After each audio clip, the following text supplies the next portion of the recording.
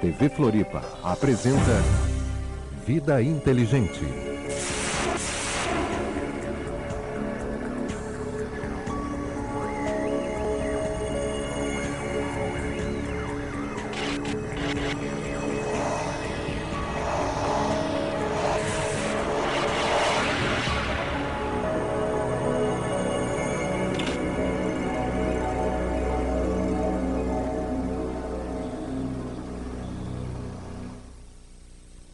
Olá, tudo bem? O Vida Inteligente de hoje vai abordar um tema do qual nós estamos muito próximos, que é o Natal. O Natal, você que está em casa, eu, todos nós aqui, aprendemos desde o princípio, dentro da nossa formação religiosa, de que o Natal sempre foi o nascimento de Jesus, o Cristo, o avatar da nossa era, aquele que nós falamos. Sempre aqui as pessoas, a maioria do mundo católico, idolatra, vive, professa e essas coisas. O nosso objetivo do Vida Inteligente, o programa Vida Inteligente, sempre foi de trazer a nossa visão, a nossa verdade, bem frisando novamente, a nossa, Jorge e eu, nosso convidado de hoje, que vocês conhecem muito bem. Hoje nós vamos trazer para vocês, então, o que é o Natal? De onde derivou esse Natal? Jesus, o Cristo, Yoshua Ben Pandira, nasceu no dia 25 de dezembro do ano zero? Nós vamos saber tudo isso aqui. Jorge, boa noite. Boa noite, Grego. Tudo bom? Tudo ótimo. Hoje eu prometo não te colocar em fria nenhuma. Não muito. não muito, então. Mas aí se não for assim, não tem graça. Então, o Natal, todos sabem, e o Jorge vai dissertar bem, o Natal era uma festa pagã. O que é essa festa pagã? Ele já vai dizer já. Era a comemoração das pessoas, dos povos de antigamente, muito antigamente mesmo, que eles comemoravam o solstício de inverno. Para nós o verão, né? Para eles o inverno. Então havia grandes festas, colheita e tudo isso aqui, e daí derivou-se a coisa que vocês vão saber, a história verdadeira do que é o Natal, que nós festejamos e eles festejam no Ocidente e no Oriente. O que é o Natal? Jorge, palavra com você. Beleza. Primeiro eu queria dar boa noite para a Ana Lu, que está assistindo a gente hoje. A gente tem conversado. Um abraço para a Ana Lu e para todas as pessoas que nos prestigiam aqui. É. E que não ligam para cá porque não querem perder.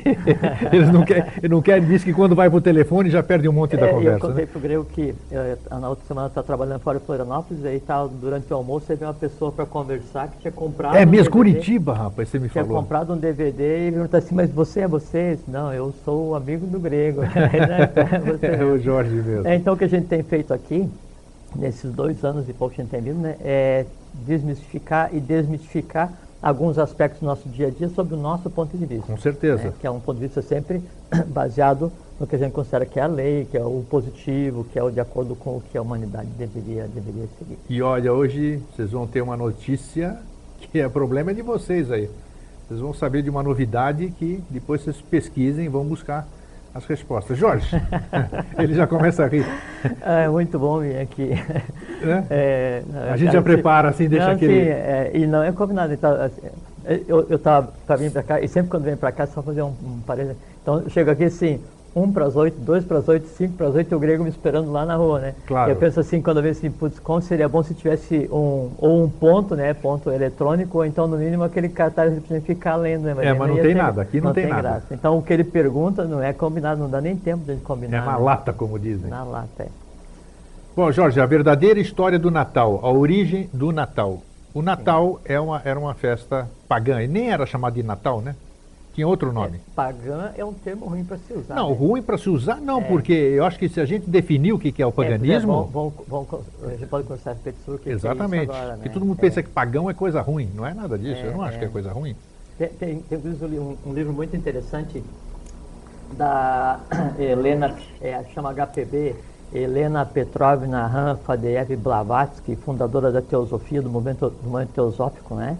Ela escreveu um livro pequenininho, assim, umas 20 páginas, Origem dos Rituais na Igreja e na Maçonaria. Isso eu tenho esse livro. Interessantíssimo. Leitura, assim, para um dia, sabe, dá para ler tudo muito interessante. Bom, primeiro que a gente vai conversar aqui, a gente vai tentar desmitificar e esclarecer um pouco a questão do Natal, mas não no sentido de destruir, né? No sentido de construir uma nova visão e mostrar que o Natal ele está acima daquilo que se Perfeito. comemora hoje, daquilo que se pensa que é hoje, e para algumas pessoas se resume só a comprar e fazer aqueles carnês que depois demora aí o ano inteiro para pagar, né? Consumismo. Exato, mas não tem a ver. Tem a ver o sentimento de felicidade que é gerado, e aí está ligado direto à própria expressão da Mãe Divina. Tem uma porção de coisa legal que a gente espera ter tempo para conversar aqui hoje. Bom, a tradição do Natal, como o Grego falou, ela antecede em muito o que a gente considera como o ano zero para o Ocidente, que é o ano de nascimento do Jesus da Igreja, que a gente vai falar a respeito disso aqui hoje também. Por volta de 3.000... Bom, também outra coisa que é muito interessante, assim, quando os livros, né, a academia, ela vai se referir à antiguidade, então ela fala assim, não, no Egito, antigamente, há 3.000 anos antes de Cristo, encontraram alguma coisa com 4.000 anos de idade, encontraram alguma coisa com 5.000 anos. Então, intencionalmente, a ciência, a mídia, o status que hoje coordena e controla o que a gente conceitou como sociedade, ele traz todos os acontecimentos antigos para bem pertinho, para que o ser humano, a humanidade, não se dê conta do quão antigo é e do quão importante é a sua própria existência. Então, quando a gente vai dizer assim, não tem uma palavra que é apta, que é usada para definir o berço de Deus, ou manjedoura, apta é uma palavra Atlante, 1 milhão de anos. Né? Então, quando a gente for falar de tradição antiga, quando se professava esse ou aquele mistério, antes de surgir os conceitos de religião como nós temos hoje, a gente não pode pensar em 2, 3, 4, 5 mil anos, 100 mil anos, 200 mil anos, 400 mil anos, 500 mil anos, 1 milhão de anos, e isso para a gente pensar só na raça ária, sem a gente considerar ainda aí a raça atlântica. Bom, feito essa introdução, a questão do Natal, então, se comemorava, como o Grego falou, o solstício, né, de inverno, que na verdade era o fim do ano, né, nesse período que começava em 21 de dezembro aqui para nós no sul, não é? Nesse período, então, na Mesopotâmia se realizava a festa do Zigmuk, né? Tinha entre os persas, caldeus, gregos, finlandeses, os nórdicos, de maneira geral, todos eles comemoravam um determinado tipo de festividade associado sempre ao final do ano, ao solstício de inverno. Algumas festas começavam em 17 de dezembro, que seria para a gente, né, e iam até 1º de janeiro, hoje, usando o calendário Sim. gregoriano, né? E eram festas que sempre buscavam controlar o medo que as pessoas tinham do novo, porque como estava terminando o ano, então era um período em que os deuses negativos, em que o mal se manifestava para recomeçar. Então, por exemplo, em 25 de dezembro, né, na época de Roma, se celebrava o que era a Saturnália. Saturnália, muito que eram famosa. as festividades dedicadas a Saturno. A mais famosa das festividades antigas, né? É mais famosa das festividades antigas de Roma, porque Roma, né, obteve essas festividades. Que era o império naquele tempo, por isso se tornou mais conhecido. Exatamente, é que daí Roma, as festividades dessas começaram através da influência dos gregos, que nesse período festejavam a luta entre Cronos e Zeus, né? Que por sua vez daí tiveram influência da Mesopotâmia, tiveram influência da Babilônia, tiveram influência dos persas, dos caldeus, e assim vai até a Atlântida. É impressionante como as influências influenciam mesmo todas as Exato. traduções. Vocês vão ver uma logo mais. Vocês vão ver uma logo mais. Ele fica preocupado. Quando ele fala assim, eu fico imaginando o que é que essa criatura vai me perguntar. Porque a gente fez um acordo assim, o que ele perguntar, né, é ilícito eu não responder. E eu torço que ele não pergunte nada que eu não gostaria de responder, mas então, a gente mas vai. Não tem problema, não. É tudo coisa... Não, eu sei, tudo coisa da humanidade. Isso, exatamente. Então, aí a Saturnália, ela era festejada nesse período, só que ela tinha a ver, né, com uma coisa completamente contrária ao que é o espírito do Natal hoje, que é uma coisa assim, era uma brigaçada desgraçada e, desculpe, uma brigaçada danada, não é? E também tinha as festividades dedicadas a Baco, onde depois derivou o Carnaval, era uma confusão danada. Só que daí no dia 25 de 12 especificamente, era quando o Sol ele estava mais fraquinho, É isso. no máximo, né, da sua pouca intensidade.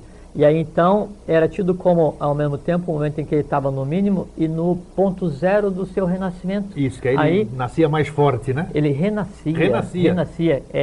Aí era chamado, o 25/12 era o Natalis Solis Invicti. Exato. Né, que era o quê? O nascimento do Sol Invencível. Daí que vem também a tradição católica, vamos chamar assim, da ressurreição. Lógico. Do 21 de dezembro, quando ele está fraquinho, para depois, dia 25, que ele vem com tudo, é um simbolismo. Não, assim, um simbolismo adaptado, mas a ressurreição ela ocorreu de verdade. Opa, beleza. Ocorreu, a gente vai falar.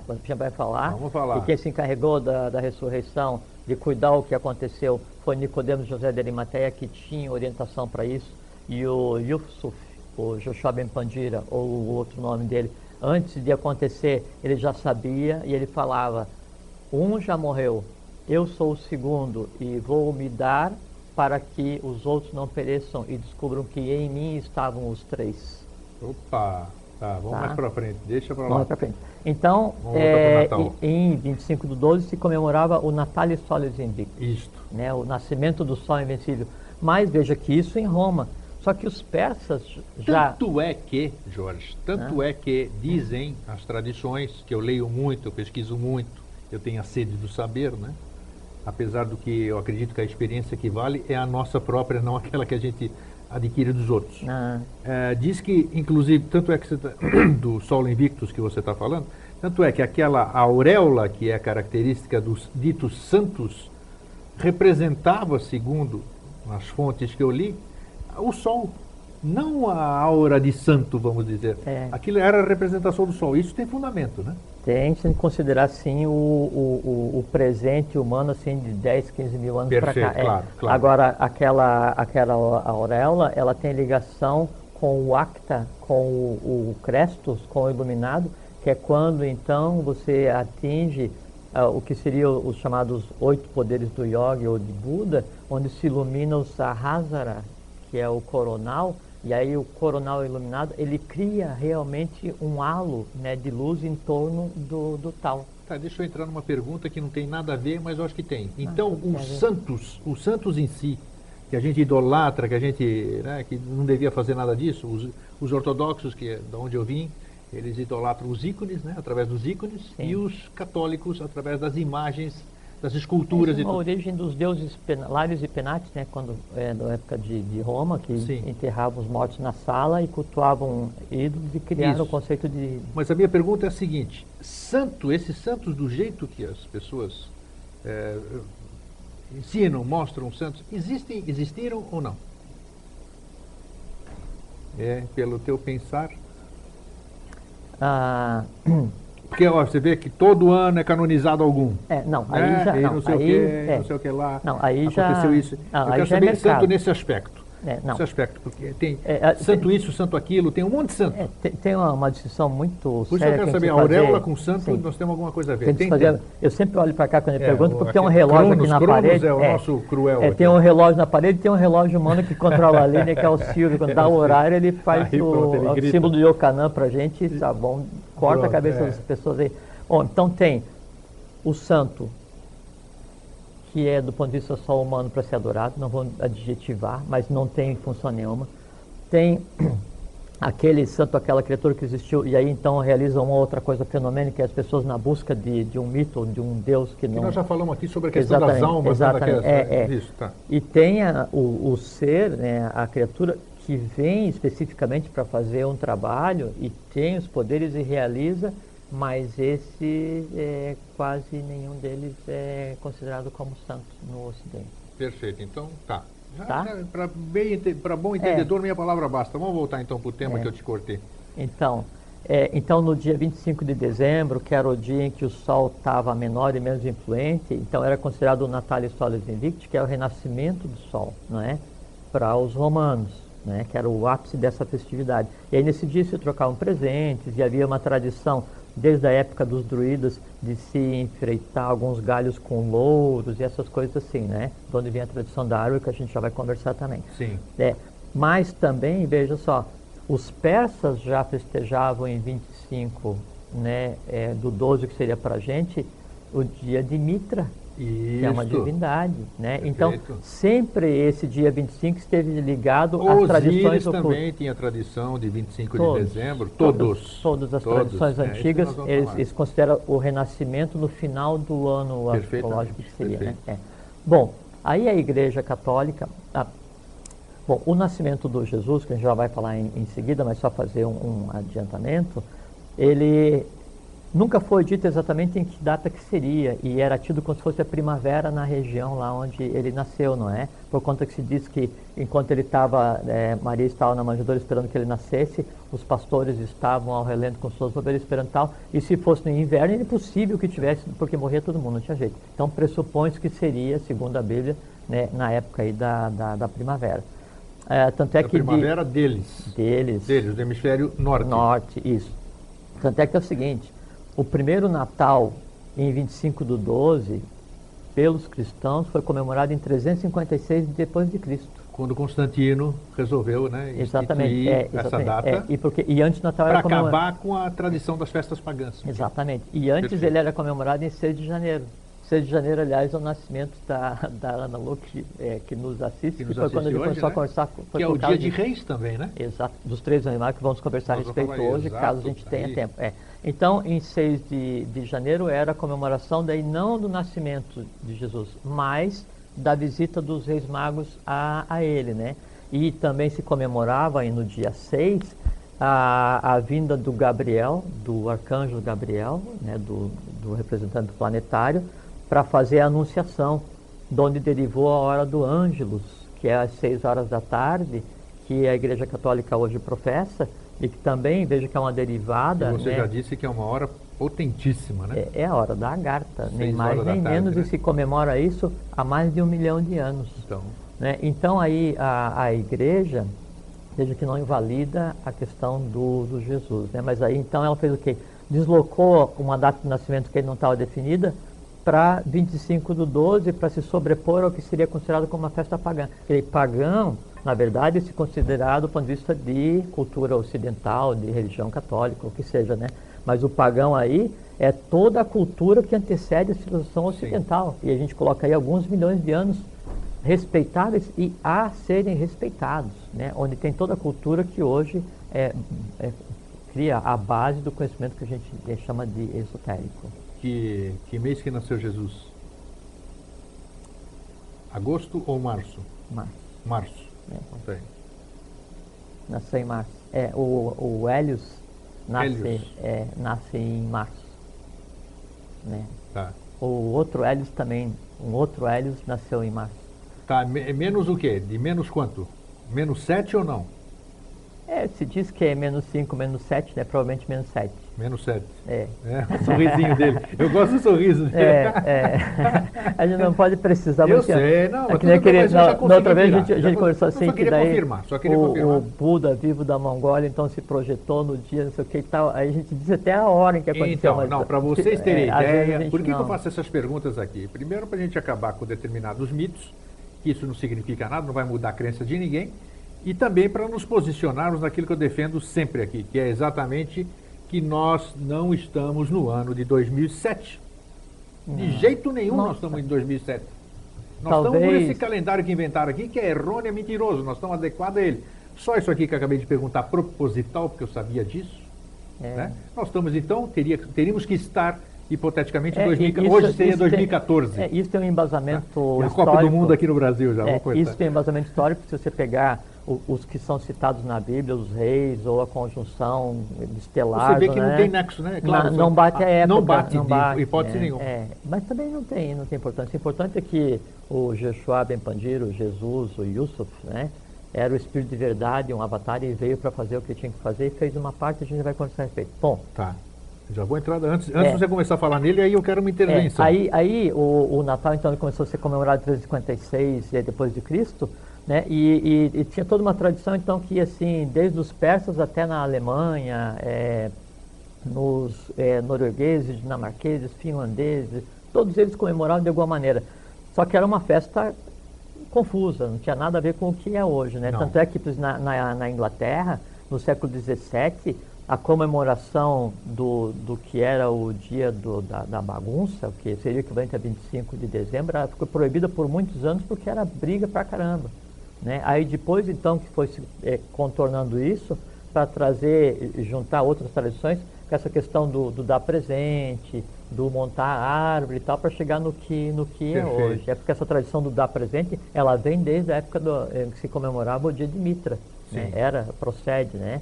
Aí se criou a questão da árvore, né? E aí a árvore, não só quando se comemorava Mitra, se usava louros para enfeitar as casas, galhos de louro, né? Como também entre os druidas, sacerdotes, né? Se enfeitavam carvalhos com bolas ou madeiras pintadas de dourado para significar o que depois seria o derivado da árvore sefirotal. Então, aí já é mais complexo, já é mais profundo, nem né? vamos entrar A árvore sefirótica Mas então tem que ver assim, todo o simbolismo do Natal hoje, né, ele tem uma tradição de centenas de milhares de anos. E não tem a ver somente com a questão E seria muito bom, né, Jorge, se pudesse ver o aspecto oculto do Natal, né, do significado. Por exemplo, assim, a questão das crianças, da bota, né, de esperar Papai Noel, né? Isso. Então tem na Alemanha, né, nos nórdicos antigos, né, na região da Alemanha, então se comemorava nesse período, né, um renascimento, e se dizia que daí o Odin, nesse dia 25, ele fazia ressuscitar os mortos em batalha e eles vinham cavalgando, né, assombrando as pessoas. Então as pessoas, para se proteger, aí então colocavam galhos de louro, coisas assim e tal. E as crianças então pegavam as botas e colocavam palha e cenoura para alimentar o cavalo de Odin, que era Eifnir, né, para evitar que ele viesse fazer bagunça na casa dele. Então toda essa tradição veio vindo para cá. Então hoje se coloca a bota, se espera presente, essas coisas assim. E a tradição do Santa Claus? Sim, então tinha o bispo São Nicolau, que era na província de Mira, né, na Anatólia. A Anatólia, quando tinha o Império Cristão do Oriente, é o equivalente hoje... Isso já existia o cristianismo, né? Sim, na instituição do sim, Papai Noel. Ele era um bispo da igreja, que seria hoje a igreja ortodoxa, né? E ficava ali na região mais em direção ao Oriente da Turquia, né? Sim. E aí, então, ele tinha a fama de ajudar as crianças, de dar presente, né? E ele era meio gordinho, né? E aí, então, São Nicolau, então, ele foi chamado por vários nomes.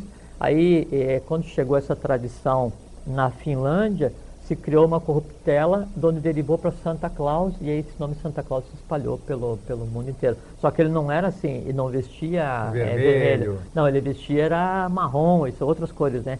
Aí, quando foi no século XIX, início do século XIX, então os imigrantes alemães levando a tradição do Natal, que daí Natal era a comemoração do bode de Yule, né, que usava roupa vermelha e era gordo também, e levando essa tradição do Natal para os Estados Unidos, então que se começou a caracterizar o Papai Noel como ele é hoje. E em 1930, 31, um cartunista, então, pela primeira vez fez a roupa que ele tem hoje. Tem um mito que rola muito na internet, que se diz que o Papai Noel tem a roupa que ele tem hoje porque em 1960 e poucos, 70 e poucos, a Coca-Cola fez uma campanha usando o Papai Noel. Só que antes da Coca-Cola, a GC Lever, né, várias empresas americanas tinham usado já esse modelo que estava criado do Papai Noel. Não tem nada a ver então com a Coca-Cola. Aí então se firmou o mito do Papai Noel, né, e ele ficou com o jeitão que ele tem hoje. Depois disso daí se criou essa questão das renas de Papai Noel. Um professor de grego e uma universidade americana escreveu um conto para os filhos dele, esse conto se propagou, então aí se criou a questão das renas. Aí se trouxe também a questão do bode de Yule da Lapônia, e lá então eles entram nos iglus pelo chaminé, e aí então se pegou e anexou isso ao Papai Noel. Então foi sendo criado, pegando um monte de peças para criar isso que a gente tem hoje como a questão do Natal. Aí tem a questão do presépio, né? Sim, o presépio já vem o simbolismo cristão, né? Não. Não? Qual é a origem do presépio, então? O presépio tem a tradição atlante, mais ou menos 1 milhão de anos. Então, agora eu quero saber. Porque a questão do presépio está ligado ao Apta, né? Apta, né, era a forma como se designava a 8ª cidade Atlante, Apta é lugar dos deuses. Tá, mas o presépio que nós temos então, ele não é igual ao Atlante, vamos dizer? Não, vamos ver como derivou. Então Tá, quero vou saber chegar- como é que era Isso, o presépio Atlante. A tradição foi preservada. Não, mas eu quero não saber não é que havia o presépio na Atlântida, porque na época da Atlântida os deuses estavam na face da terra, então não se comemorava o nascimento de Perfeito, ninguém você porque falou eles isso, estavam então, aqui. então tá. E- Mas a simbologia para criar o presépio, ela vem desde a Atlântida. Tá. Então, Mas representava o quê? É isso olha que você só, vai falar. Apta então era lugar dos deuses, né? Lugar onde nasce a divindade, onde está a divindade. Aí você pega Bet e Aleph, duas letras hebraicas, da Belém, que é o Sim. lugar onde nasceu Jesus. Começou a criar... É Betlém, alguma coisa assim, né? Bet e Aleph. É, Né? Bet e Aleph, é exatamente. Aí, ele, juntando os dois, dá lugar de Deus, lugar da divindade. Aí, então, se diz que ele nasceu numa manjedoura, né? Que também é simbólico, né? Totalmente. Totalmente. A divindade, quando vem o Avatar, ele jamais nasce nessas condições porque ele tem que ser protegido para cumprir a missão dele. Nunca nenhum deles nasceu assim. Então tá. Isso é simbólico. E aí então se diz aí que tinha a vaca ao lado do presépio, né? Só que vaca, né? Vak, V-A-C-H, em sânscrito é o próprio verbo solar. Prestem atenção. É. Importante isso.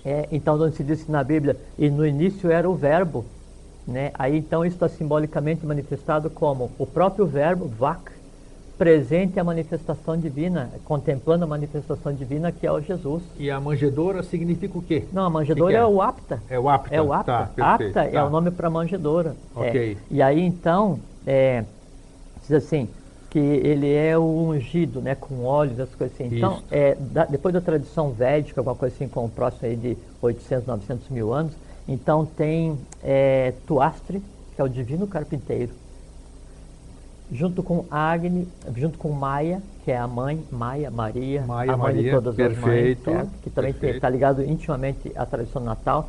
Eles geram Agni. Agni, em sânscrito, é fogo. Agni deriva depois, também para a tradição católica, para Agnus.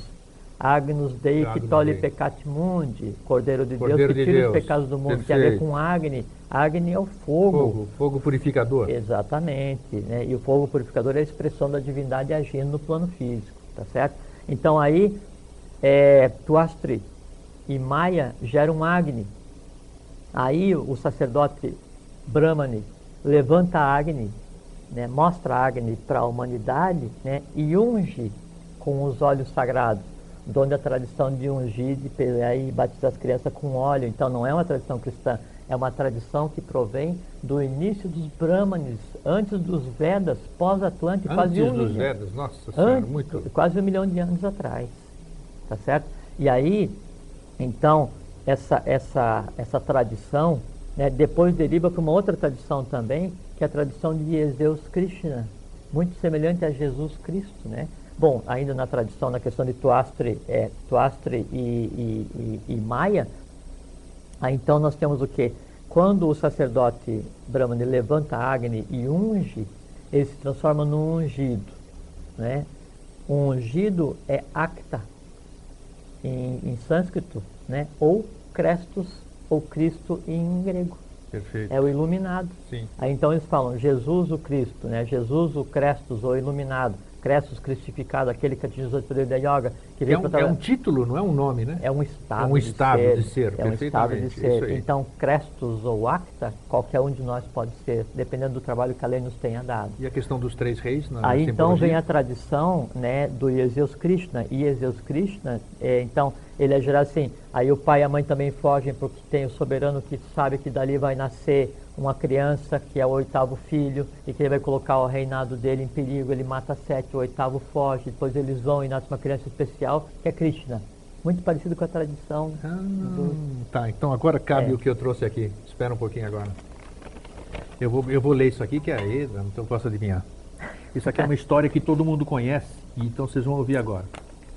Havia um homem que teria nascido de uma virgem, nascido de descendentes dos reis legítimos, em um período em que seu país encontrava-se na mão de usurpadores, nem um pouco ligado às tradições religiosas ou ao bem do povo. O nome pelo qual passou a ser conhecido no Ocidente, embora na verdade falado em outra língua, lembra o conceito grego de Christos, ou os radicais presentes no Espírito Santo, no Espírito Crístico. Várias profecias indicavam que este menino poderia vir a ser o rei, embora alguns achassem que isso seria no sentido religioso e outros no sentido político. As pessoas esperavam um Salvador. Este seria uma encarnação do segundo aspecto de Deus, que é um só, mas se divide em 3 pessoas. O rei usurpador de família ilegítima mandou matar todos os primogênitos, forçando aos pais do Salvador que fugissem com ele. Foi criado de forma aparentemente humilde, mas dava mostras de sua sabedoria. Deixava escapar também traços de erudição que indicavam educação primorosa, talvez patrocinada pelos que apoiavam a família real que tentava voltar ao trono. Após uma infância pouco documentada, deu algumas mostras de seu poder na adolescência. Após mais algum tempo, em idade adulta jovem, se revelou como presença divina. Sua presença coincide com uma época de grandes conflitos. Durante esta fase de ocupação de suas terras e tentativas de revolução, faz questão de dizer claro que precisamos separar o que é de Deus, notando que o impermanente não é deste mundo. Quebra paradigmas, ensina morais estranhas, faz questão que cada um cumpra o que é seu papel. Ensina literalmente que ele é o caminho até o Pai. Que é necessário fazer os trabalhos, mas que podemos ofertar a ele. Nos unirmos a ele, que é o caminho, que é a verdade. Não porque ele seja egóico, mas porque ele está ligado com o Criador. E é difícil para nós nos ligarmos com o inatingível, mas dá para nos ligarmos com o Salvador conhecido. Como ele é ligado a Deus, nos ligando a ele, pegamos carona. Acaba sendo morto ainda jovem, de forma trágica, pouco depois de sua revelação como presença divina. Não escreve nada, mas alguns registram parte da sua vida, especialmente as próximas da morte, onde despoja toda a sua sabedoria. Os trechos registrados são pequenos, mas capazes de mudar nossa noção religiosa de causa e consequência, trazendo nova luz sobre a natureza do espírito e sua sobrevivência ao corpo. Aos poucos capítulos sobre sua vida em presença divina são inseridos como parte das escrituras sagradas e são traduzidos para praticamente todas as línguas do mundo. O livro com a vida do Deus vivo é mais popular e citado individualmente do que a própria obra religiosa maior que o contém. Antes de morrer, deixa claro que irá voltar no futuro. Fazem religião em seu nome, mas ele mesmo nunca foi adepto desses preceitos religiosos, até porque nunca fundou religião alguma, nunca foi moralista, nunca foi de trocar sabedoria por rituais. E não podia frequentar o que só fizeram depois dele. Vocês conhecem essa história? Vocês não são os únicos. Quem é essa história? A história de Krishna, que viveu em 3000 a.C. na Índia. Gostaram da surpresinha? Eu peguei o gancho porque você estava falando. É exatamente. A história, a tradição de Krishna e como ele foge, e como daí o regente da época mata as crianças para não sei o que. É exatamente igual. E tão igual, isso era uma pergunta, por isso que eu fiz também, igual que aconteceu, a mesma coisa com Mitra, a mesma coisa com Osíris, a mesma coisa com o... Todas as tradições. Por que, Jorge? Por que a história, os avatares, eles têm que ter o mesmo... Por que eles tiveram a mesma história? Os 12 apóstolos, todos eles nasceram de uma virgem. Você viu toda essa história? Todo mundo achava que era Yoshua Ben Pandira, Jesus o Cristo. E era Krishna. Isso, se você for ler, se você for pesquisar sobre Mitra, sobre o que fez o S, como é que é? Do S... Oh, meu Deus, Zaratustra, quem é? O Zoroastro. Zoroastro, exatamente. Você vai ver que a história é exatamente igual, Mitra. E até que Zoroastro não é um grupo de seres, né? Perfeito. Por que essa similaridade de histórias? É porque assim, que é a mesma criatura vindo de determinados períodos da humanidade. A mesma ordem que dá suporte vem, porque assim, quando esses seres nascem, esses avataras nascem, como no caso de Jesus, ele não é assim, ele não é jogado no mundo, assim, jogado para os leões. Então a ordem vem preparar a ambiência para que ele consiga fazer o trabalho dele. Há toda uma metodologia, há o entorno dele formado por 12 mais 2. Ele tem coluna, um simbolismo numerológico disso, ele vem né? Gêmeos, sempre. Gêmeos, agora você provocou. Krishna tinha Krishnaya, isso a gente nunca falou aqui. Buda tinha a contraparte que era Buda Budai. Sim. Né? E o Jesus a gente já vai falar. Todos eles têm. Agora você já vai falar direto. Jesus tinha um irmão gêmeo. Sabiam? Não sabiam? Agora, por favor. Vamos chegar. Vamos chegar lá? Nós vamos falar sobre os 3 reis magos. Os 3 reis magos primeiro e depois o irmão gêmeo de Jesus. O tempo? Antes que acabe o tempo, não. Você não vai escapar, não. A gente até estica lá o Cronos hoje. Você não escapa dessa. O Cronos congela nosso Cronos. Bom, os 3 reis magos. A tradição dos 3 reis magos, sim, dentro daquele simbolismo que nós estávamos falando. Sim, exatamente. Então, os três reis magos assim, era o próprio rei do mundo e suas duas colunas que vieram prestar homenagem à vinda do Espírito de verdade. Então, é dito que era Meliquior, Betsareia e Gataspa, né? Baltazar, Exato. Belchior e Gaspar, né? Sim. E aí um trazia ouro para saudar o Jesus como rei, outro trazia incenso para saudar Jesus como sacerdote, e outro trazia A mirra mirra. para saudá-lo como profeta, Sim. porque ele era aquele no qual os três poderes se concentravam. Três poderes, Senhor dos três mundos. Que nome tem essa criatura agora? Maitreya. Maitreya. E, assim, Senhor dos três e houve esse ritual todo quando ele chegou aqui em 49 ou não? Sim, Teve? sim, lógico. Sem dúvida. Tá, só Sem perguntar. dúvida. Perguntar não Teve, ofende, né? teve, não, Tá. não. Aí o Jesus, quando nasceu, o Joshua Ben Pandira, então ele foi saudado pelos reis magos e seguiu o caminho dele para aprender ali dos 13 aos 33, a gente já conversa a respeito. Sim. E os reis, então, tem a ver muito com a tradição dos templários, com a busca do Santo Graal, que a gente já conversou, né? E eles, então, não se sabe bem qual é a origem dos três reis magos, né? Mas eles vieram da Abissínia, né? Que depois é o que é hoje a Etiópia, né? Não, peraí, se você está falando que um deles era o rei do mundo, Sim, é que eles saíram pela Etiópia, né? ah, saíram pela Etiópia, tudo É. bem, tá explicado. Então, O próprio rei do mundo, o próprio Melquisedeque, né? E suas colunas. pela né? embocadura da Etiópia. Então, Uma pronto. das Uma da das Etiópia, embocaduras, tá, porque a Etiópia perfeito. tem a ver com a tradição de Irã, dos maçons, né? Tem a ver com a origem da tradição hebraica, e são várias saídas, ligações entre o que está em cima e o que está Sim. embaixo, né? Então, era da Abissínia, que era o conhecido nas lendas como o país do Prestes João, onde se dizia que estava o Graal, né? Sim. E até hoje os etíopes têm certeza absoluta que o Graal esteve determinado tempo lá guardado, né?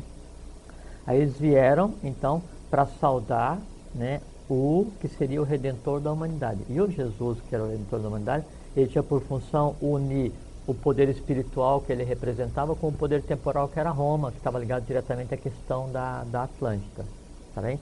Depois dessa questão dos três reis magos, a gente até conversou isso aqui um outro dia, conversando assim, essa questão dos três reis magos e da posição da Abissínia na questão esotérica mundial do Isso, papel, falamos, né? sim. Depois derivou para o surgimento dos Rastafaris, né? Que você falou. lembra, né? Que o Rastafari Makonnen, né? Era um descendente da rainha de Sabá com o rei dos hebreus primitivos lá, o Irã. Sim. O Irã não. Persa. Não. O Shah, você está falando? Não. Aquele que Irã construiu o templo dos maçons. Me fugiu agora, a gente já lembra. Então, a rainha de Sabá então, criou toda uma genealogia, onde um desses, né, era o Rastafari Makonnen, e que havia a lenda que ele viria para resgatar os negros, né, a raça negra, e que nasceria no país de Prestes João, que era a Abissínia, que era a Etiópia. E nasceu Haile Selassie, que era conhecido como Sim. Leão de Judá, e aí, por quando isso se criou os Rastafaris, e o Rastafari hoje é uma religião, não come carne, não come cabelo, adora um Deus único que é Jah, né, e esse Deus é personificado em Haile Selassie. Só que Haile Selassie e mais 6 da casta guerreira vieram, junto com mais 7 da casta sacerdotal, para avisar da boa nova, que é o que viria a acontecer depois. Então não é que ele é o anunciado, né? Ele veio como anunciador porque viria depois. Então quando você olhar um Rastafari, ele tem uma religião que está ligada diretamente à tradição católica na sua essência, né? Isso mostra que não tem religião errada, tem uma única verdade e cada um analisa como Perfeito. quer. Bom, Vamos lá, então. Então, aí nasceu Jesus. Nasceu Jesus, Yoshua Ben Pandira. O nome hebraico dele Nome seria hebraico. Yoshua Ben Pandira, né? Ou ocultamente ele é chamado também de Yusuf, não é? Sim. Ele tem outros nomes, mas ele não É, vem não ao cabe caso, aqui não vem ao agora, caso tá? citar, não é necessário, né? Então ele era um esperado, ele tinha uma ordem que dava suporte e o antecedeu. Os profetas que vieram para anunciar eram Iocanãs. João Batista, né, era um Iocanã, né, um Iocanã de alta estirpe, porque a ele foi dado o poder e a autoridade para batizar o Joshua Ben Pandira. O que significa, o que era o batismo? Era unção? Exatamente. Era unção? Era unção, Mas por quê? era Era um simbolismo. simbolismo para Tá. ligar o humano com o divino. Tá. Né? Aí, então, e o João Batista, então ele é sacrificado da forma como todos os iocanãs são sacrificados, onde se separa a cabeça do corpo. Então Onde isso é separa- real. É real. Não é figurativo. Não é figurativo, né?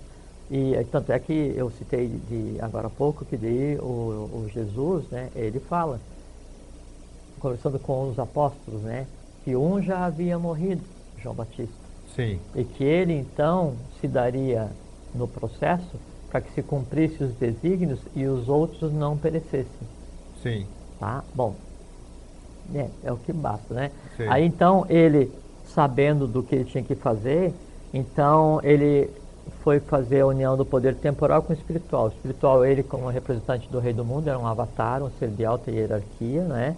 Ele ia fazer a ligação com o poder espiritual, o poder temporal, que na época era Roma. Sim. Né? Aí disso então se criaria um novo mundo que seria depois as bases para que se estabelecesse a sinarquia, que era a ambiência para aquele que viria depois dele. Naquele período em que a Bíblia diz, bom, ele é tido como chamado de Nazareno, não que tenha a ver com Nazaré, né? Mas porque ele fazia parte da ordem dos Nazar, né, que usavam túnicas brancas, cabelos longos, e era a ordem do entorno dele. Dessa ordem fazia parte um apóstolo, que não veio ao caso, tá? E Nicodemos e José de Arimateia. Tanto é que Nicodemos e José de Arimateia eram os conhecedores de todos os segredos que permeavam a existência de Jesus, que a poucos era dado conhecer, nem a todos os apóstolos. E onde estava o irmão dele? Pois é. É.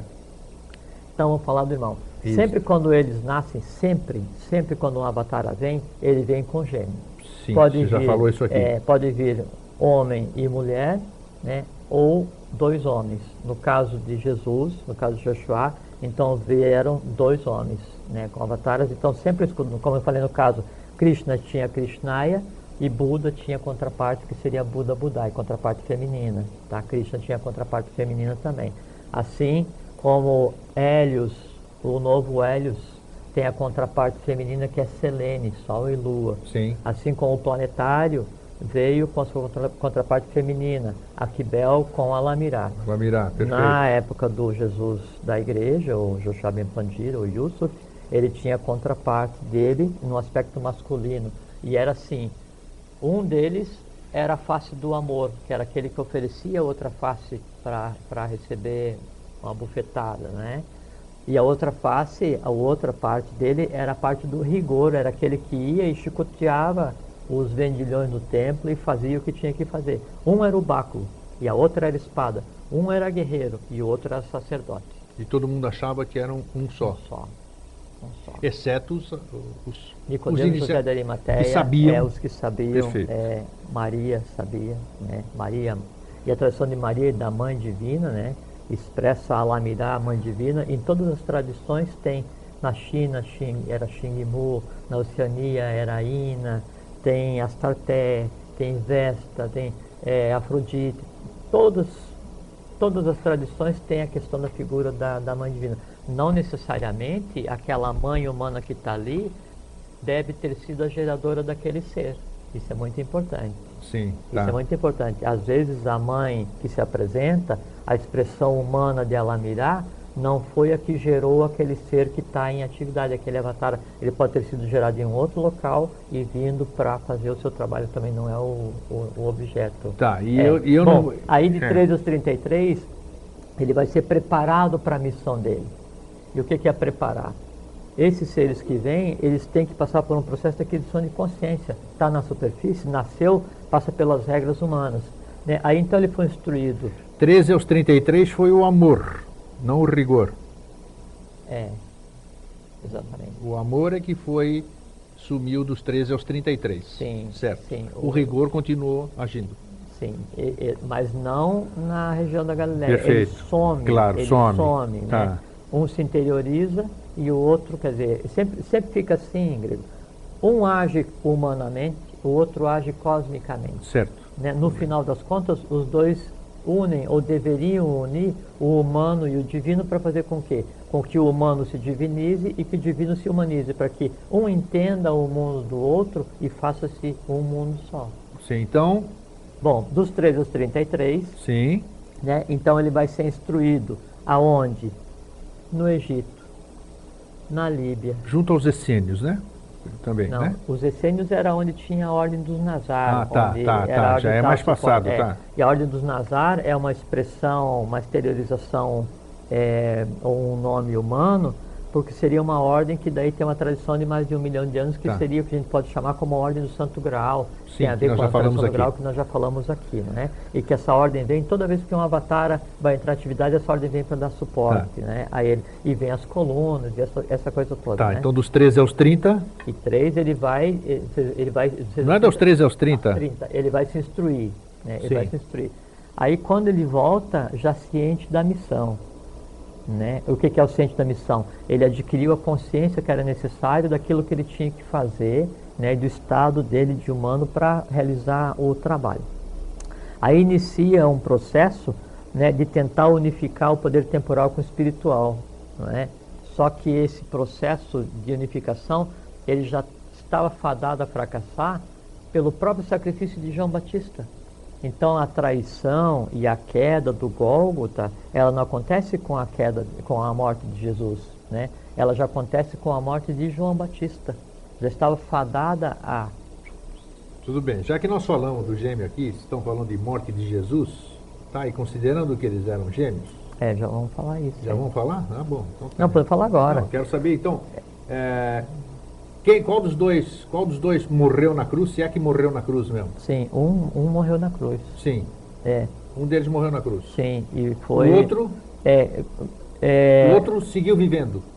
Sim.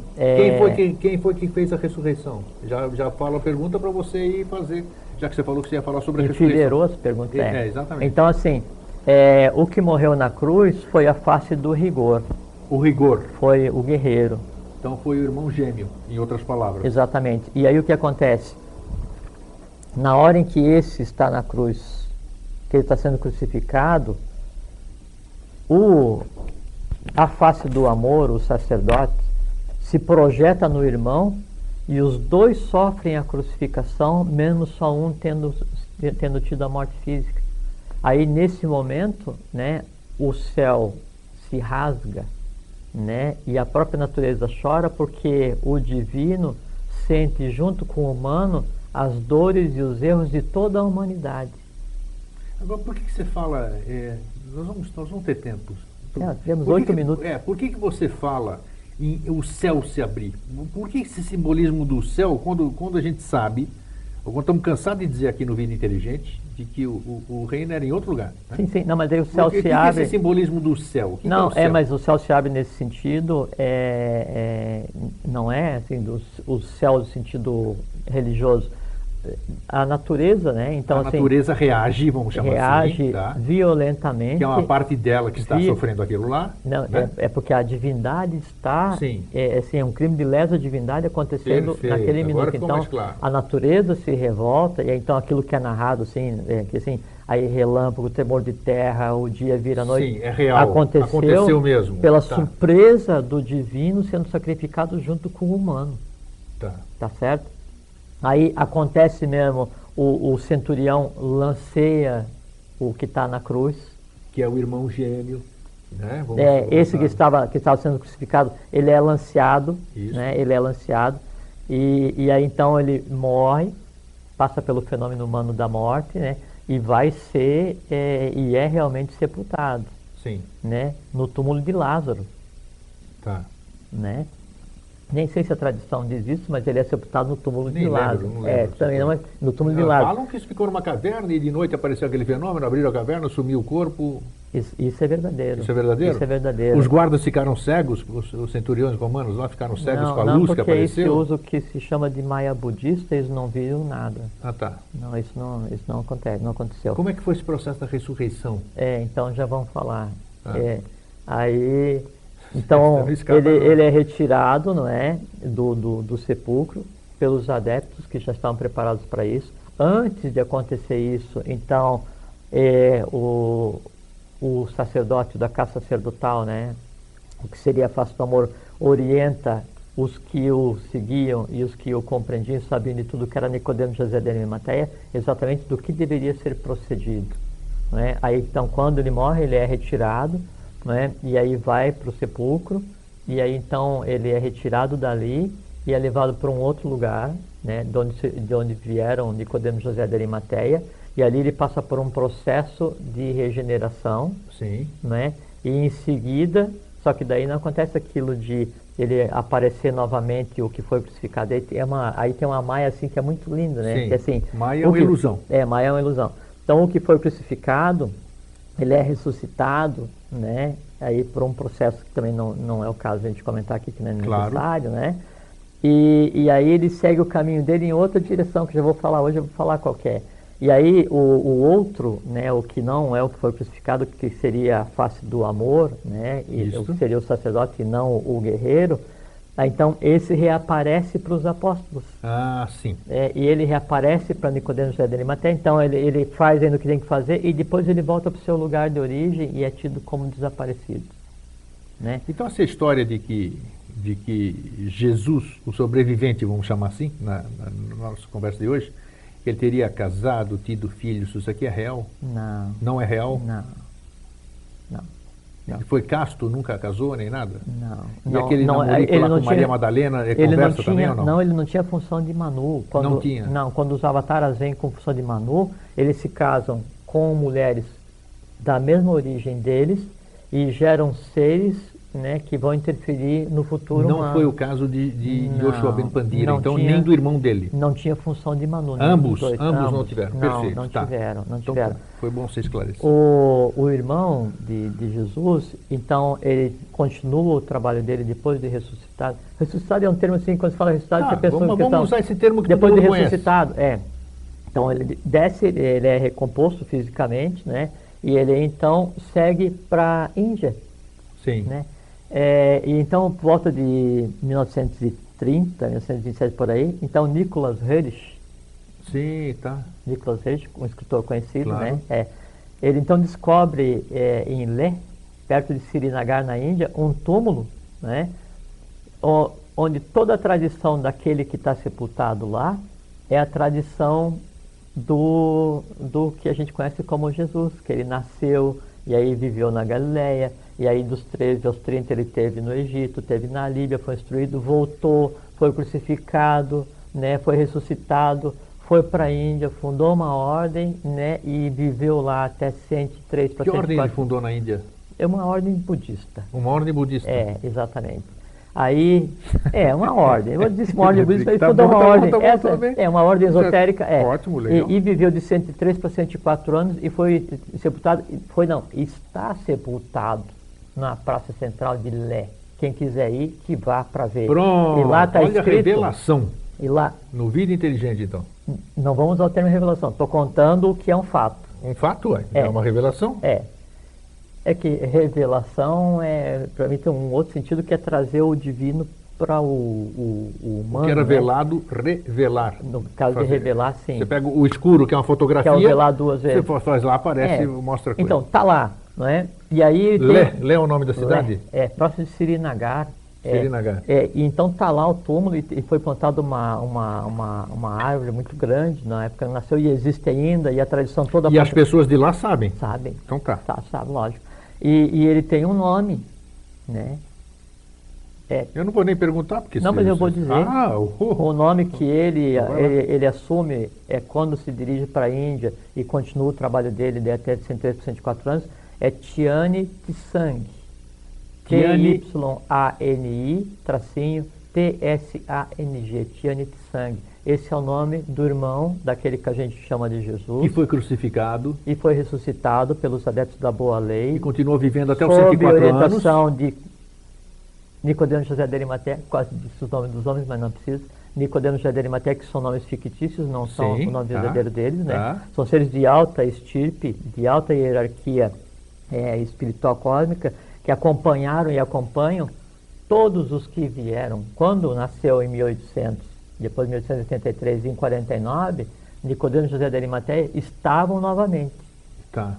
tá? Que são claro. seres que têm uma idade considerável, não é? Aí então esse Tian Tsang foi para a Índia e fez o que tinha que fazer. Né? Morreu com 104 anos. 103 para 104 anos. 103, 104 anos. Isso mesmo. Exatamente. Sofreu o processo daqui, apesar de ter... Aí ele morreu de vez mesmo, Aí né? morreu de vez porque assim, mas só que a morte desses seres, assim, não é que ele fica doente, fica ele morre. É assim, deita e diz assim, é hora de ir para casa. E morre. Que é o processo de todos os porque encarnados nesse sistema, não é isso? Não necessariamente. Tem aqueles que não passam por esse processo. Aqui não passam, mas os que passam tem que ser. Os que vêm para o plano físico estão sujeitos a esse tipo de transformação. Não necessariamente. Nem todos. Nem todos. Nem Tá. todos. Nem É todos. papo para um outro no dia, caso então. do Tian Tsang, então, depois dessa idade, dessa época, então, ele se retira do mundo humano e os veículos dele, quer dizer, o corpo físico dele é sepultado. Se depois dali foi para outro lugar ou não, daí também não é objeto. E o irmão Mas ali dele? E o termina- irmão dele? O irmão dele volta para as origens. Volta para as origens, exatamente. Então tá. Exatamente. Então, nós temos 5 minutinhos aqui, vamos aproveitar esses 5 minutinhos. Eu queria você só trouxe- falar para vocês. Você trouxe uma coisinha boa? Eu queria falar assim, para a gente prestar muita atenção que, mesmo toda essa tradição do Natal tendo centenas de milhares de anos e sendo dos Brahmanes, Vedas, persas, caldeus, babilônios, não sei o que e tal, e dos cristãos, o que é importante é que a gente perceba que o espírito de Natal, a egrégora que se criou e que se alimenta no Natal, mesmo hoje, infelizmente, está estando voltada só para a questão do consumismo, ela é altamente positiva porque todo mundo fica feliz, fica contente. E uma coisa que é linda, absolutamente linda, e que isso aí regenera, revitaliza a humanidade, é o seguinte: a felicidade de uma criança em ganhar um presente, em abrir um presente, em aquele sorriso aberto, os olhos brilhando e ela acreditando em Papai Noel. Então, eu tenho uma filha de 9 anos, a minha filha, a Darani, e geralmente com 9 anos, crianças não acreditam em Papai Noel. Na minha casa, sim. Aí ela estava perguntando para mim esses dias, você acredita? Eu disse assim, eu acredito. Ela não perguntou se existe, ela perguntou assim, você acredita? Eu disse, acredito. Assim, por que você acredita? Porque a gente acredita no que quer. E eu quero acreditar por quê? Porque é uma tradição salutar, boa, alegre e que traz o bem, por quê? Porque faz as crianças serem felizes com isso. E um sorriso de criança, humanidade. Tá? Então eu vou ler. Dias depois, tem a ver com a questão aí da morte do Jesus e da ressurreição dele. Tá, e só antes de vocês, só vou falar para vocês aqui, pode chamar de louco, o cheiro, o perfume que eu já falei de outras vezes, está aqui de novo hoje. Pena que vocês não podem sentir. Pode ser até que estejam sentindo. Ele ri, né? Tudo bem, não tem nada perfumado aqui. E está aqui de novo o perfume, mas tudo bem. Eu não soube que eu não uso perfume. Né? Vamos lá. Bom, eu vou ler para vocês então um trecho de um livro que não está mais na humanidade. Tá? Então, dias depois, os discípulos de Yusuf o ouviram colhendo flores e lhe perguntaram se estava vivo novamente. Aí já não era mais o da cruz, era o outro, né?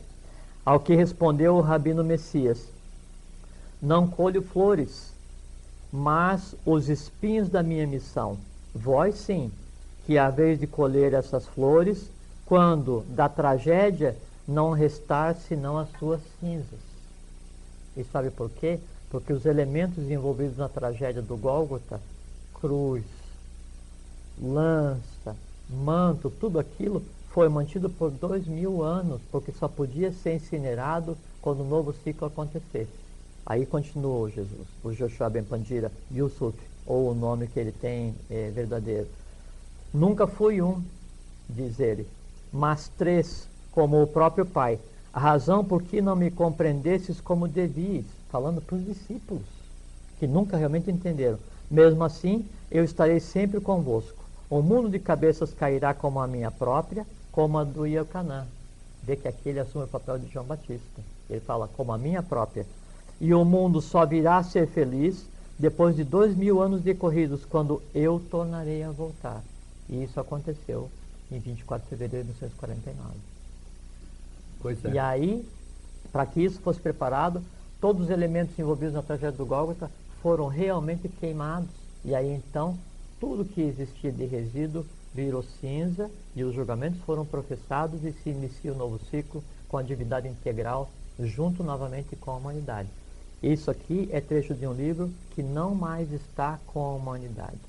Então, no próximo dia 20, ou seja, daqui a 15 dias, quando o Jorge voltar, considerando que eu acho de extrema relevância, inclusive para a gente aproveitar essa egrégora do Natal, dessas festas, desse espírito que, independente do que as pessoas acreditam ou não, eu acho que é muito propício para esse aprendizado e para essa confraternização, nós vamos continuar com o tema. Tá. Nós vamos aprofundar o tema. Pode ser. Certo? Porque assim a gente prepara, aproveitamos mais o tempo, esclarecemos, o telespectador poderá participar, nós vamos ter mais tempo, assim a gente dá um intervalo para você poder ligar para a gente poder responder para você, e assim a gente elucida direitinho para que a gente possa começar o ano 2008, o próximo ano, de acordo com aquilo que tem que ser, né? Dentro desse trabalho que nós estamos fazendo nesses 2 anos, né, Jorge? Exatamente. Então pode finalizar. Só queria dizer para você, então, agradecer essa 1 hora e quase 1h10 que a gente está junto, esperar que a gente tenha dignificado essa hora de vida de vocês.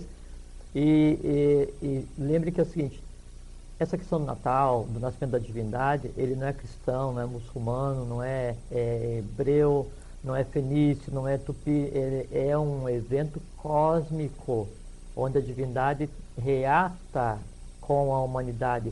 Só que esse processo da vinda, como acontecia antes, né, e vem e vai, e esses problemas, já não mais acontecerá, jamais acontecerá, porque a vinda agora é definitiva. Então, o que nós temos que fazer agora é aproveitar, e a gente tem que ser feliz e consciente e viver intensamente e plenamente o momento em que nós estamos, que é ímpar cosmicamente. Então, um Feliz Natal para vocês. Não, nós vamos voltar, antecipado. Eu sei, mas um Feliz Natal, e lembre-se o que está por trás desse evento. E se quiserem comprar, comprem também, não faz mal não, sejam felizes. Dia 20 nós estamos aqui abraço. Juntos de novo. Abraço. Abraço, obrigado. TV Floripa apresentou Vida Inteligente.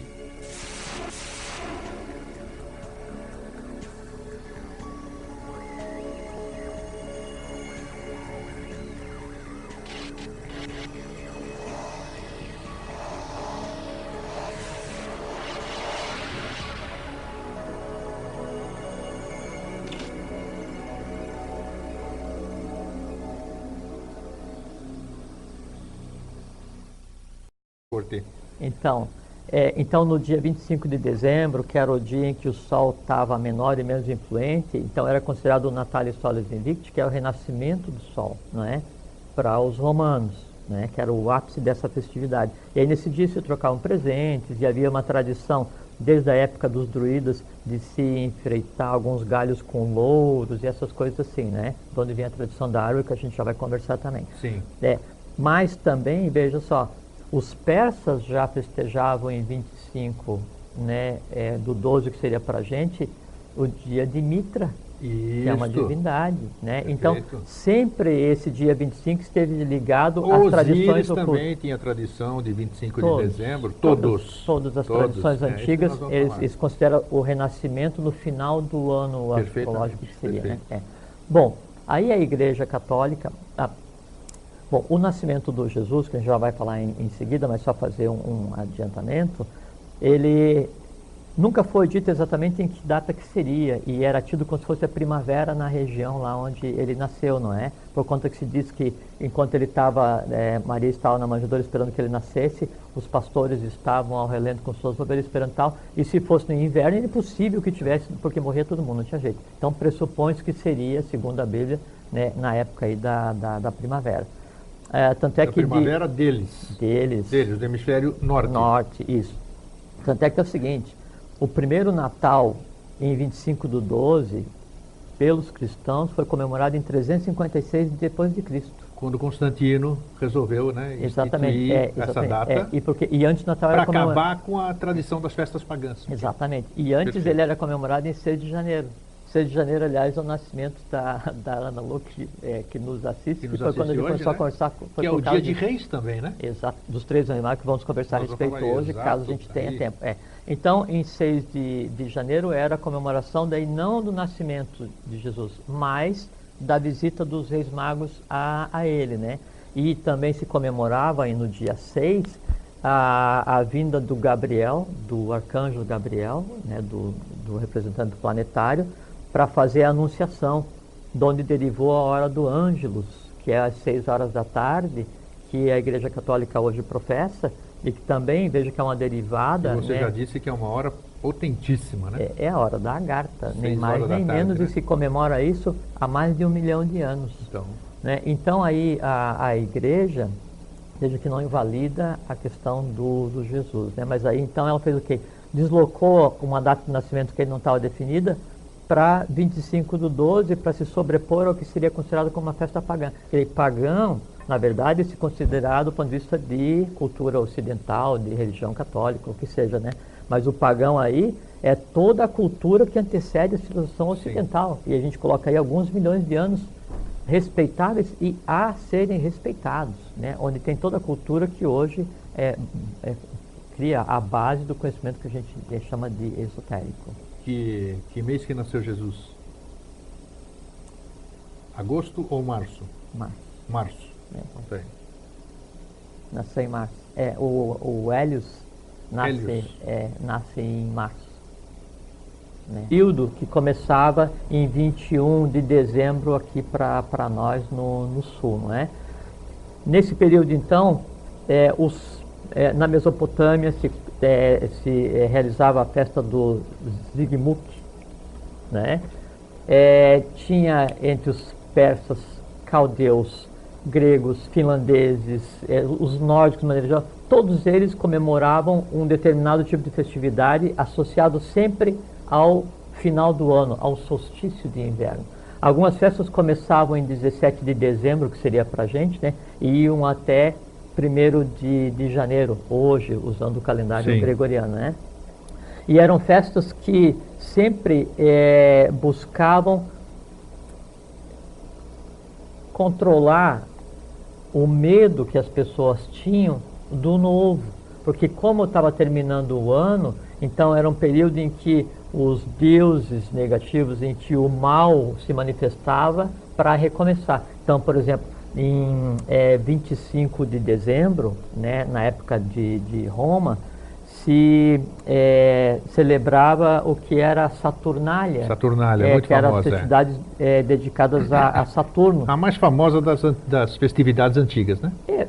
É mais famosa das festividades antigas de Roma, porque Roma, né, obteve essas festividades. Que era o império naquele tempo, por isso se tornou mais conhecido. Exatamente, é que daí Roma, as festividades dessas começaram através da influência dos gregos, que nesse período festejavam a luta entre Cronos e Zeus, Sim. né?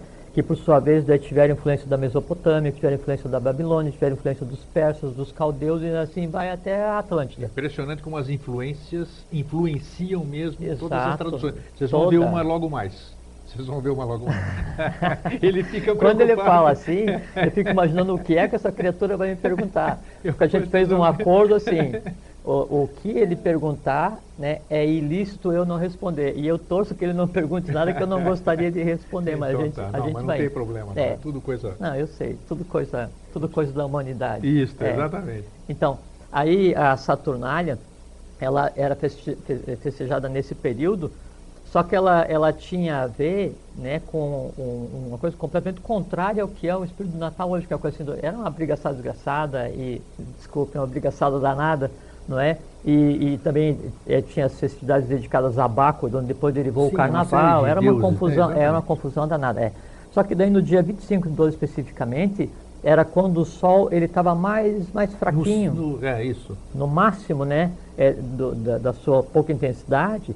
E aí então era tido como, ao mesmo tempo, o momento em que ele estava no mínimo e no ponto zero do seu renascimento. Isso, que aí ele nascia mais forte, né? Ele renascia, que aí era chamado, o 25/12 era o Natalis Solis Invicti. Exato. Né, que era o quê? O nascimento do Sol Invencível. Daí que vem também a tradição católica, vamos chamar assim, da ressurreição. Lógico. Do 21 de dezembro, quando ele está fraquinho, para depois, dia 25, que ele vem com tudo, é um simbolismo. Assim, um simbolismo adaptado, mas a ressurreição, ela ocorreu de verdade. Opa, beleza. Ocorreu, a gente vai falar. A gente vai falar. Vamos falar. E quem se encarregou da ressurreição, de cuidar o que aconteceu. Então, chega aqui assim, 1 para as 8, 2 para as 8, 5 para as 8, o grego me esperando lá na rua, né? Claro. Eu penso assim, quando eu vejo assim, putz, como seria bom se tivesse um ponto, né? Ponto eletrônico, ou então, no mínimo, aquele cartaz que precisa ficar lendo, né? Mas não tem nada, aqui não tem nada. Graça. Então, o que ele pergunta não é combinado, não dá nem tempo de combinar. É na lata, como dizem. Na lata, é. Bom, Jorge, a verdadeira história do Natal, a origem do Natal. O Natal era uma festa pagã, e nem era chamado de Natal, né?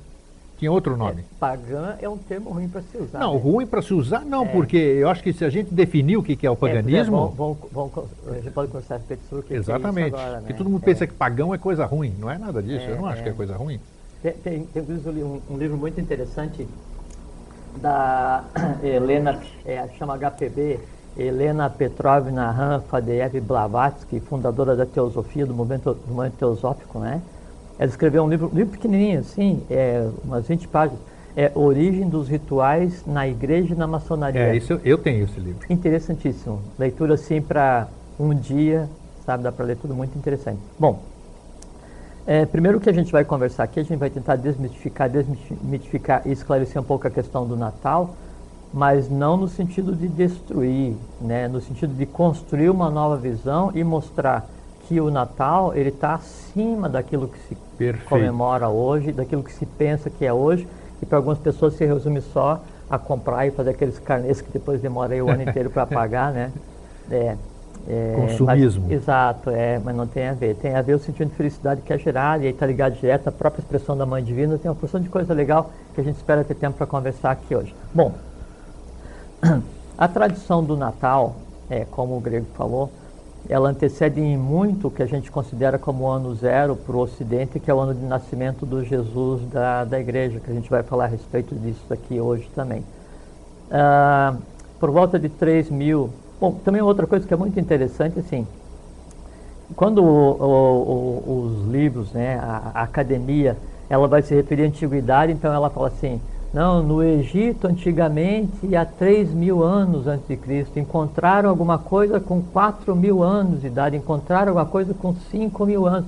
Então, intencionalmente, a ciência, a mídia, o status que hoje coordena e controla o que a gente conceitou como sociedade, ele traz todos os acontecimentos antigos para bem pertinho, para que o ser humano, a humanidade, não se dê conta do quão antigo é e do quão importante é a sua própria existência. Então, quando a gente vai dizer assim, não tem uma palavra que é apta, que é usada para definir o berço de Deus, ou manjedoura, apta é uma palavra atlante, 1 milhão de anos. Né? Então, quando a gente for falar de tradição antiga, quando se professava esse ou aquele mistério, antes de surgir os conceitos de religião como nós temos hoje, a gente não pode pensar em 2, 3, 4, 5 mil anos, 100 mil anos, 200 mil anos, 400 mil anos, 500 mil anos, 1 milhão de anos, e isso para a gente pensar só na raça ária, sem a gente considerar ainda aí a raça atlântica. Bom, feito essa introdução, a questão do Natal, então, se comemorava, como o grego falou, o solstício, né, de inverno, que na verdade era o fim do ano, né, nesse período. TV Floripa apresenta Vida Inteligente.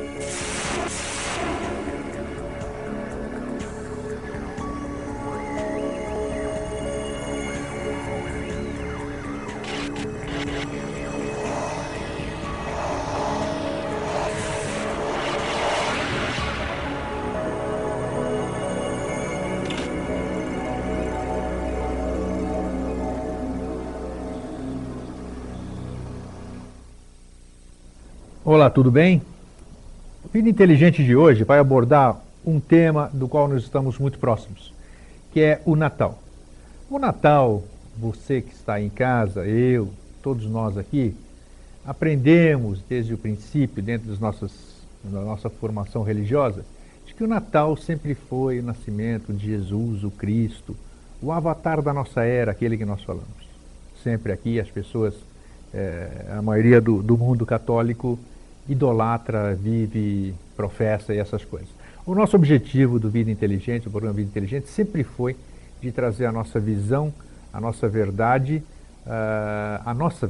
bem frisando novamente, a nossa, Jorge e eu, nosso convidado de hoje, vocês conhecem muito bem, Hoje nós vamos trazer para vocês, então, o que é o Natal? Da onde derivou esse Natal? Jesus, o Cristo, Yoshua Ben Pandira, nasceu no dia 25 de dezembro do ano zero? Nós vamos saber tudo isso aqui. Jorge, boa noite. Boa noite, Grego. Tudo bom? Tudo ótimo. Tudo Hoje eu prometo não te colocar em fria nenhuma. Não muito. não muito, então. Mas daí se não for assim, não tem graça. Então, o Natal, todos sabem, e o Jorge vai dissertar bem, o Natal era uma festa pagã. O que é essa festa pagã? Ele já vai dizer já. Era a comemoração das pessoas, dos povos de antigamente, muito antigamente mesmo, que eles comemoravam o solstício de inverno. Para nós o verão, né? Para eles o inverno. Então havia grandes festas, colheita e tudo isso aqui, e daí derivou-se a coisa que vocês vão saber, a história verdadeira do que é o Natal, que nós festejamos e eles festejam no Ocidente e no Oriente. O que é o Natal? Jorge, palavra com você. Beleza. Primeiro eu queria dar boa noite para a Ana Lu, que está assistindo a gente hoje. A gente tem conversado Um abraço para a Ana muito, Lu e para todas as pessoas que nos prestigiam aqui. E que não ligam para cá porque não querem perder. Eles não querem, diz que quando vai para o telefone já perde um monte da conversa. Eu contei para o Grego que na outra semana está trabalhando fora de Florianópolis, aí durante o almoço teve uma pessoa para conversar que tinha comprado mesmo, DVD, Curitiba, rapaz, você me falou. Tinha comprado um DVD e perguntou assim, mas você é você? Não, eu sou o amigo do Grego. É o Jorge mesmo. Então o que a gente tem feito aqui, nesses 2 anos e pouco que a gente tem vindo, né, é desmistificar e desmitificar alguns aspectos do nosso dia a dia sob o nosso ponto de vista. Com certeza. Né, que é um ponto de vista sempre baseado no que a gente considera que é a lei, que é o positivo, que é o de acordo com o que a humanidade deveria seguir. E olha, hoje vocês vão ter uma notícia que é problema de vocês aí. Vocês vão saber de uma novidade que depois vocês pesquisem e vão buscar as respostas. Jorge, ele já começa a rir. É muito bom vir aqui. A gente já prepara assim, deixa aquele... e não é combinado. Então, eu estava para vir para cá, e sempre quando vem para cá, só fazer um pareceu, foi Nicodemos José de Arimateia que tinha orientação para isso, e o Yusuf, o Yoshua Ben Pandira, ou o outro nome dele, antes de acontecer, ele já sabia, e ele falava, um já morreu, eu sou o segundo, e vou me dar para que os outros não pereçam e descubram que em mim estavam os 3. Opa! Tá, vamos mais para frente, deixa para lá. Vamos para frente. Então, em 25/12 se comemorava o Natalis Solis Invictus. Isto. Né, o nascimento do Sol Invencível. Mas veja que isso em Roma. Só que os persas já... Tanto é que, Jorge, dizem as tradições, que eu leio muito, eu pesquiso muito, eu tenho a sede do saber, né? Apesar do que eu acredito que a experiência que vale é a nossa própria, não aquela que a gente adquire dos outros. Diz que, inclusive, tanto é que você do Sol Invictus que você está falando, tanto é que aquela auréola que é característica dos ditos santos representava, segundo as fontes que eu li, o Sol. Não a aura de santo, vamos dizer. Aquilo era a representação do Sol. Isso tem fundamento, né?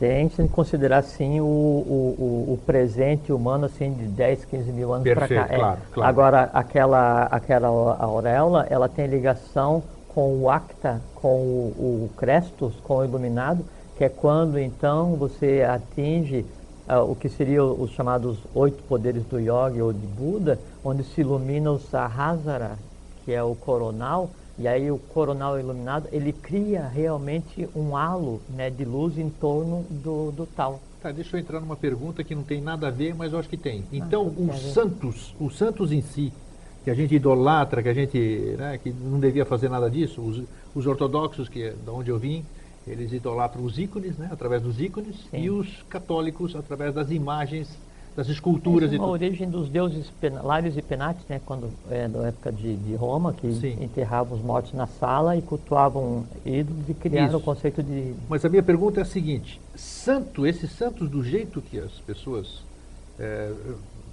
ensinam, mostram santos, existiram ou não?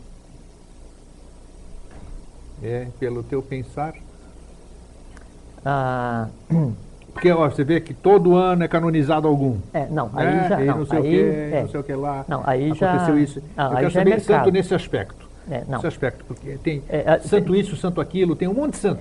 Tem uma distinção muito Por isso séria. eu quero que saber, a tem que se auréola fazer. com santo, Sim. nós temos alguma coisa a ver. Tem que se fazer. Eu sempre olho para cá quando eu pergunto, porque tem um relógio aqui na Cronos parede. é o nosso cruel. Tem um relógio na parede e tem um relógio humano que controla a linha, que é o Silvio. Quando dá o horário, ele faz Aí, pronto, ele o grita. símbolo do Yokanã para a gente, tá bom, corta Pronto, a cabeça das pessoas aí. Bom, então tem o santo, que é do ponto de vista só humano para ser adorado, não vou adjetivar, mas não tem função nenhuma. Tem aquele santo, aquela criatura que existiu, e aí então realiza uma outra coisa fenômena, que é as pessoas na busca de um mito, de um Deus que não... Que nós já falamos aqui sobre a questão das almas. Exatamente. Isso, tá. E tem o ser, né, a criatura, que vem especificamente para fazer um trabalho e tem os poderes e realiza, mas quase nenhum deles é considerado como santo no Ocidente. Perfeito, então tá. Tá? Para bom entendedor, minha palavra basta. Vamos voltar então para o tema que eu te